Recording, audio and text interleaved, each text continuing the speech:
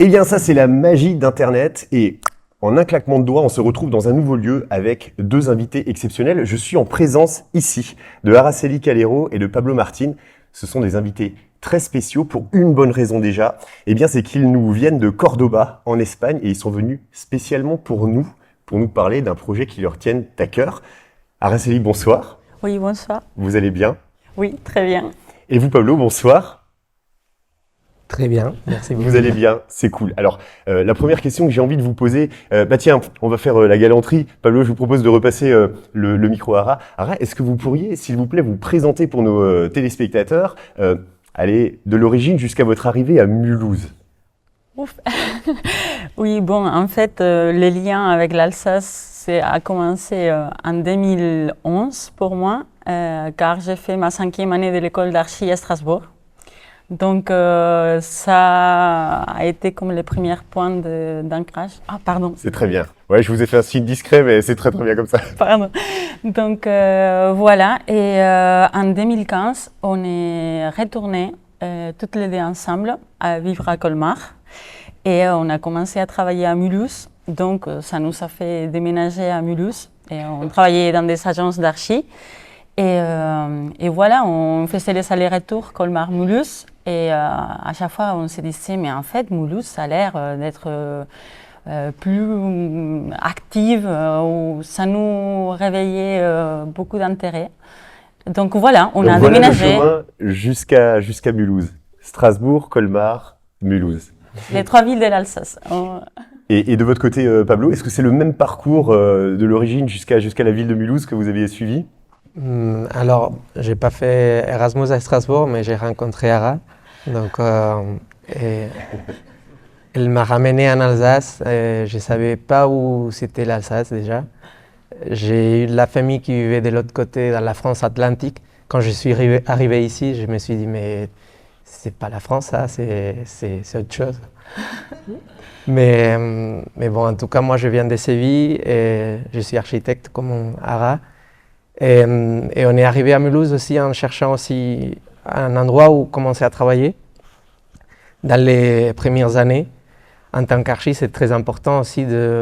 Ces premières années sont comme un baptême professionnel et pour nous, c'est aujourd'hui un endroit où on a des amis surtout qui nous ont fait revenir, qui nous ont fait inventer ces projets et voilà, c'est un peu le parcours. Très bien. J'ai envie de savoir quelque chose. Pablo, je crois que vous êtes arrivé à Mulhouse il n'y a pas plus de 3 heures en arrière. J'aimerais savoir quel a été le premier sentiment, la première chose que vous avez ressentie en revenant à Mulhouse, parce que voilà, depuis les années mulhousiennes, il y a eu quelques autres villes. Vous vivez aujourd'hui en Espagne. Le premier feeling, le premier sentiment en arrivant à Mulhouse tout à l'heure? Ben déjà, à l'aéroport, c'est très bizarre. Ça n'arrive pas partout, mais peut-être vous êtes habitué. Mais il y a un bus qui part en Allemagne, il y a un bus qui part en France. Et il y a un bus qui part en Suisse. Donc moi, je fais confiance au conducteur du bus allemand qui m'a dit, je vous assure, mon bus, il passe par la gare de Saint-Louis. Et donc ça, c'est quand même hallucinant pour nous. Mais en ce qui concerne Mulhouse, l'arrivée de Mulhouse en train, c'est quand même majestueuse parce qu'il y a cet immeuble, le bâtiment annulaire qui pour nous est comme le symbole de notre projet. C'est une véritable entrée de ville et niveau architecture, c'est unique. C'est très rare de retrouver des bâtiments annulaires. Et aussi, c'est un schéma que moi, je faisais pour mon travail aussi, donc ça, c'est des souvenirs. Et dans cette nouvelle étape, on rencontre des amis, donc je devrais parler aussi des amis. Même aujourd'hui, ils sont avec nous aussi, donc c'est... Une vraie vie, un vrai lien au-delà de l'architecture avec la ville de Mulhouse. Ara, j'ai envie de vous poser la question aussi, le sentiment, le feeling en revenant à Mulhouse. Donc on comprend que au niveau architecture, arrivant à la gare et se trouvant face au bâtiment annulaire, ça fait quelque chose pour un architecte. Comment vous ressentez là, à chaque fois votre retour à Mulhouse? Bon, hier, par exemple, c'est pas la même chose arriver pendant la journée que pendant la nuit. Donc, je suis arrivée hier soir, en fait, en voiture. J'ai une ancienne patronne, amie et très proche, qui est venue me chercher. C'est Christine.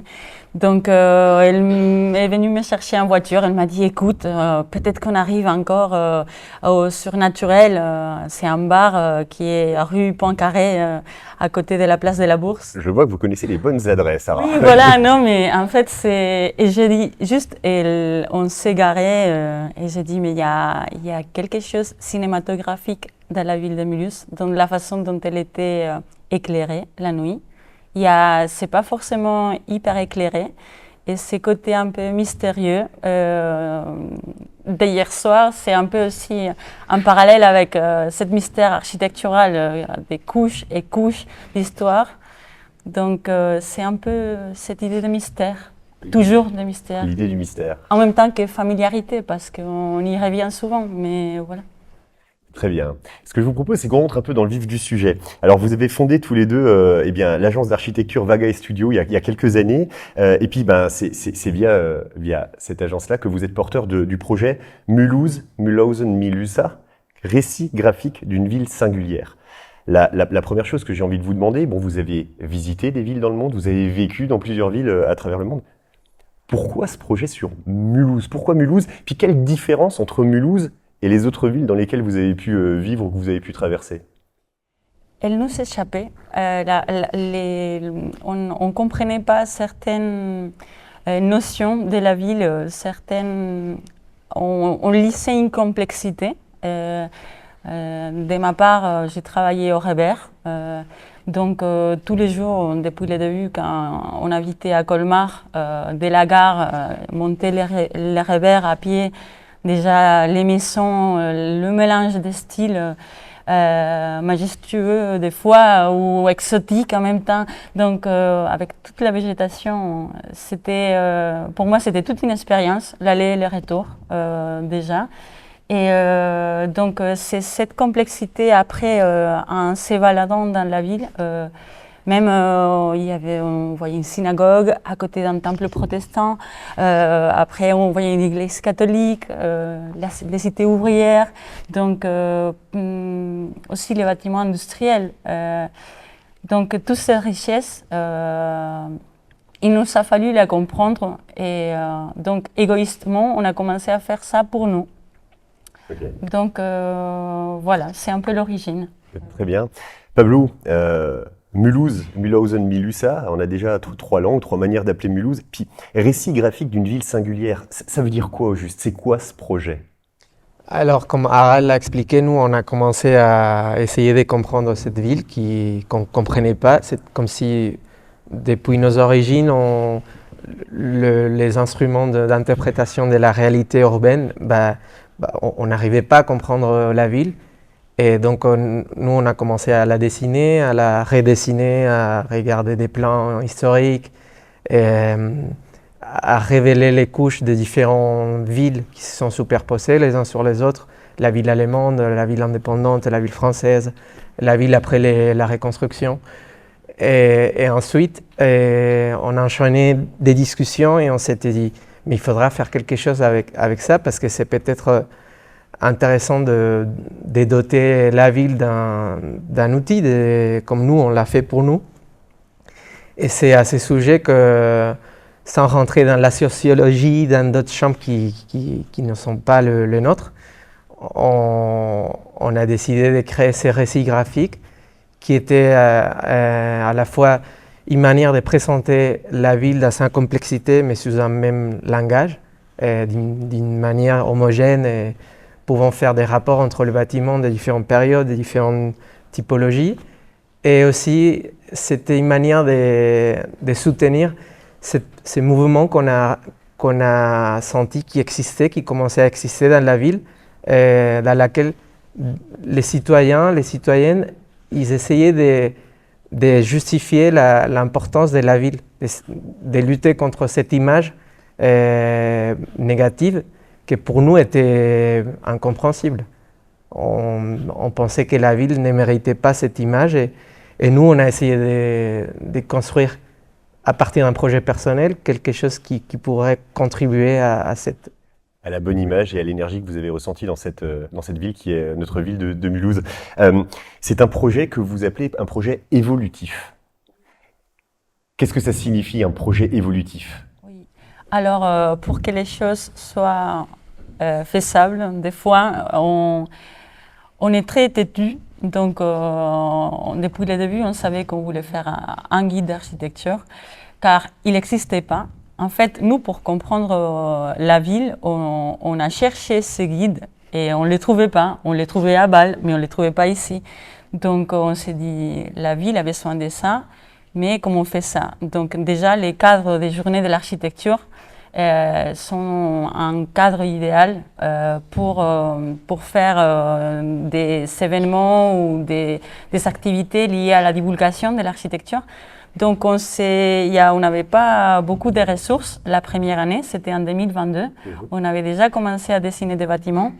Donc, on a voulu faire une expo, mais on n'était pas bien calé dans les calendriers pour trouver une bonne salle. Donc, on s'est dit, écoute, avec ça, avec ces ressources, on peut le faire dans la rue, sur les zones d'affichage libres. Et donc, avec ce qu'on en avait, on a matérialisé cette expo.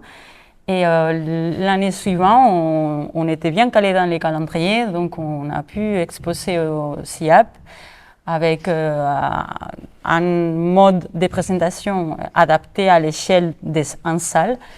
Et donc, petit à petit, ça nous permettait de continuer à dessiner, jusqu'à arriver à 35 bâtiments.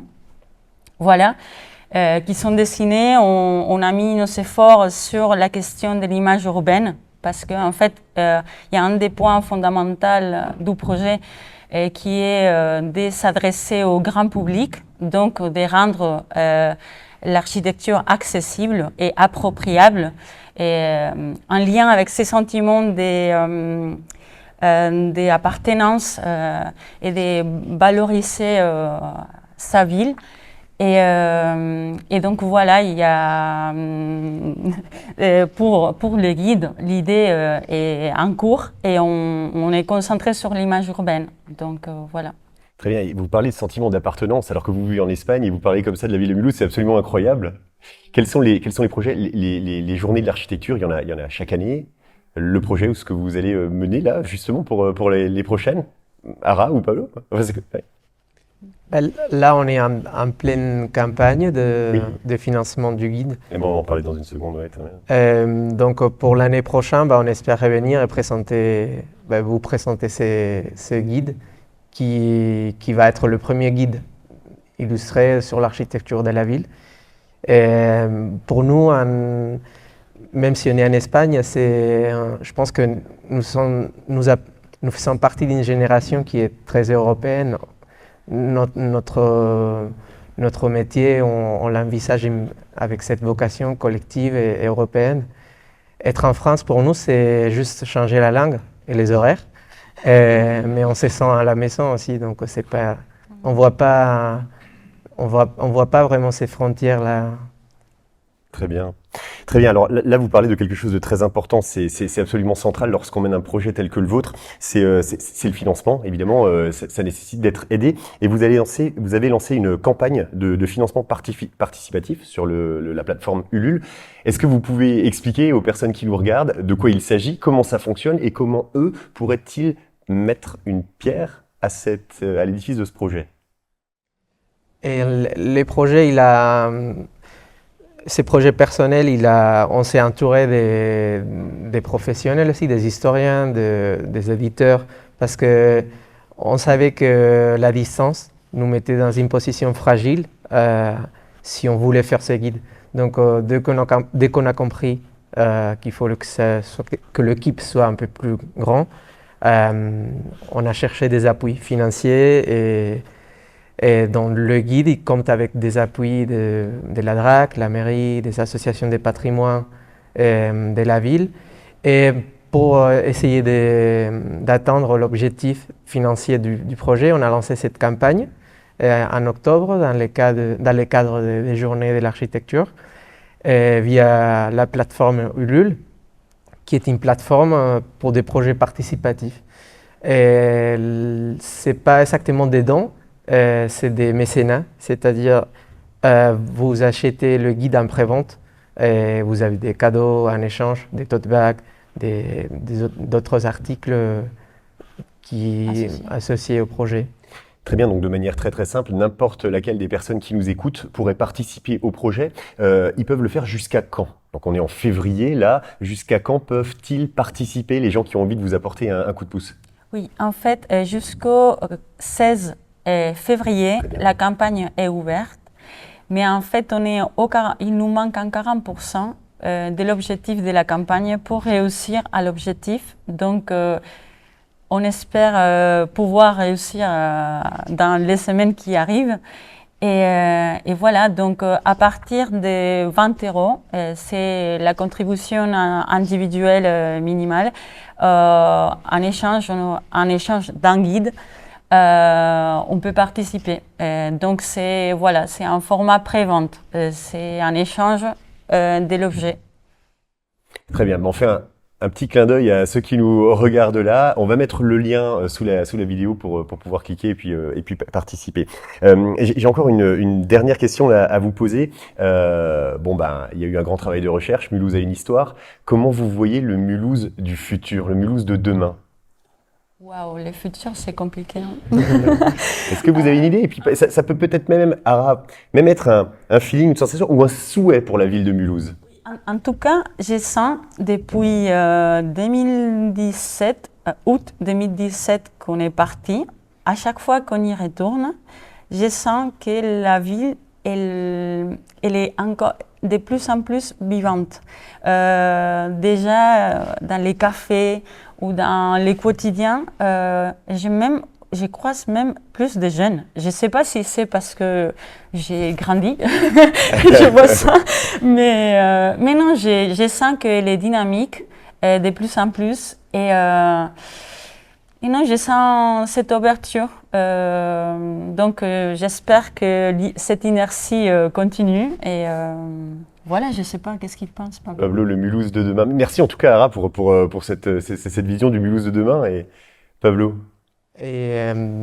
Alors, pour moi, je pense que c'est, comme Ara, elle a parlé de l'aspect physique, du changement physique, plus d'espace piéton pour les piétons, plus de vélos, plus de végétation.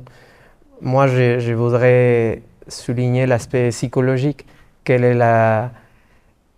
le rapport des Mulhousiens avec sa ville?